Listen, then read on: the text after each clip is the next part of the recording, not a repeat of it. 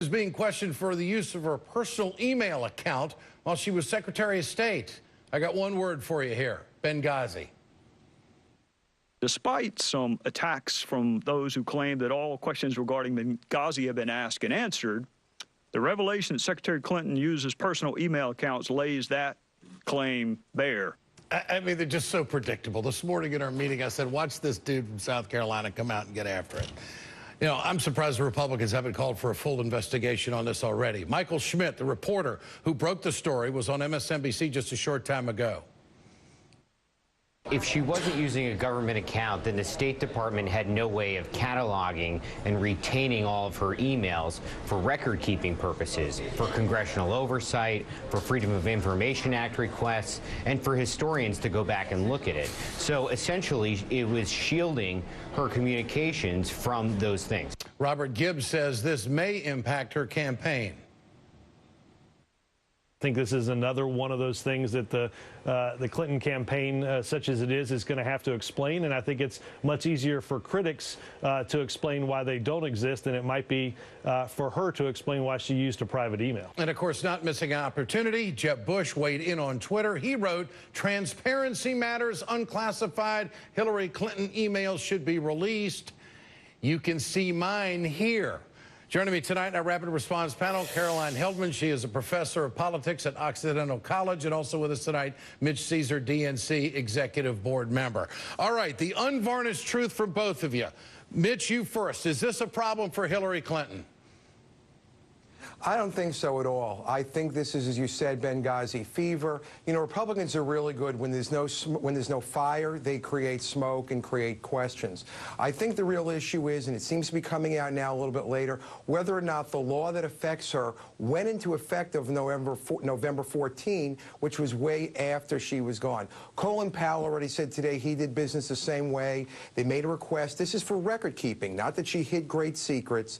And Representative Cummings, the ranking Democrat on the Benghazi Oversight Committee, said in a speech not too long ago that he thought the law went into effect after Secretary Clinton left office. Caroline, how should she handle this?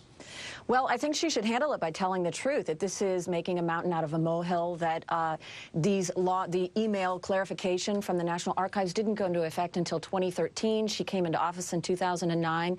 And perhaps more importantly, she should note that John Kerry is the very first secretary who has actually primarily used his .gov address. Colin Powell didn't do it. It just wasn't standard operating procedure. So she's being held accountable to standards that didn't exist at the time. But the appearance is, looking at it from the way the conservatives are, the appearance is that she's hiding something, Caroline, that this is just makes it a heck of a lot harder for them to navigate and find out exactly what she was doing. And unfortunately, telling the truth maybe won't change that perception, because they're going to go after her for anything. I think that this shows us, you know, the ugly and ignorant side of politics that a lot of Americans are tired of. This is just partisan politics at its best. There's no real problem here. She's turned over 55,000 documents to the National Archives. There is zero evidence that she is hiding anything. So, Mitch, how do we turn back a Benghazi witch hunt Part 2? I mean, this plays right into the Clinton haters' hands, doesn't it? Well, it's interesting because what's occurring is usually in politics, if you have something really good on somebody, you release it at the very end, like they kind of did with George Bush in 2000 with the DUI. But if they're coming out at Hillary this early, that honestly means they have nothing. They don't think the story politically will have legs. And also, Secretary Clinton is a very smart person. If she thought she was doing anything wrong, this would have never occurred. I frankly know her for a long time. I believe she's a pretty straightforward person. I don't believe the fact that they're on a witch hunt, as Representative Cummings has said on numerous occasions, is going to take them anywhere. All right, let's go now to Jennifer Granholm. She is the co-chair of Priorities USA, joining us here on The Ed Show. Ms. Granholm, appreciate your time tonight. What's your reaction to Jeb Bush's tweet on this? Well, I mean, first of all, Jeb Bush, of all people, should be careful about this, because he did 550,000 emails on his private email when he was governor. So, you know, if you live in glass houses, you shouldn't throw stones, number one. Number two, as people have said all day long, She was in office at a time when there was not a prohibition against using your personal email for government work. She knew she was sending this to people who were in the government. When she left in January of 2013, there was no such prohibition. The president later signed a law in November of 2014, 18 months later, that did make clear that you should be able to preserve those private emails and use and for the records purposes. Yeah. But that was not in effect when she was in office. So this is just a nothing burger. Well, Congressman Darrell Issa released a statement criticizing the fallout, saying the reason it matters is simple: it is the law. What's your reaction to that? Well, I mean, today it's the law. It wasn't the law when she was in office, number one. Hey, Ed, just quickly, you know, his committee and all of these committees that have breathlessly gone after her, have spent millions of taxpayer dollars, have held there have been 10 committees, 5 reports, all of this investigation. And this is what they have? I'm not quite sure. Something that isn't even an illegal act? Yeah, I'm not quite sure how this would suppress information. I mean, you could go into anybody's email account and find out who the heck they're communicating with. So what if it takes a little bit longer to, quote, categorize them? I mean, your thoughts? First of all, Ed, I mean, she released 55,000 pages of emails to the State Department, number one. Number two, everybody who she communicated with on state business might have been on a public email. So this is no problem for her, Jennifer? This is not going to be a problem?